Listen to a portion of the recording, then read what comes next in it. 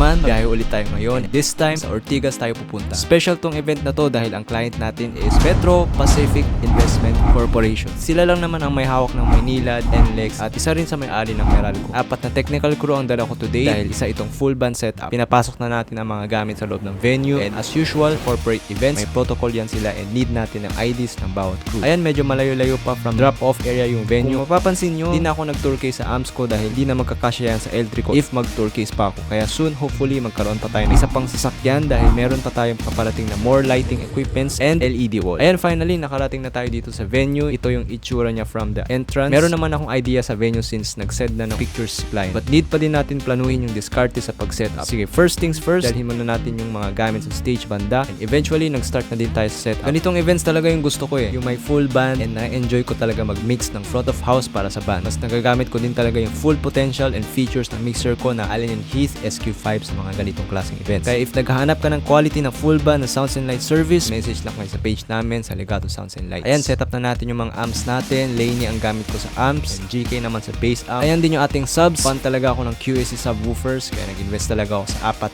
QSC subs. Ayan yung crew natin na si Toti. Isa siya sa lagi natin kasama sa events. Tinitry na din natin sa pag-light tech. Magkakaroon na din kasi tayo soon ng mga advanced pa na DMX light controller, kaya need ko na talaga mag-train ng crew na kaya ko nang iwanan sa event. Honestly, nag-start ang mga crew ko sa zero knowledge, and through actual event experience lang yan sila natuto. Masasabi ko lang sa mga clients ko, you're in good hands. Start na ng event. Here are some clips from the event. Enjoy!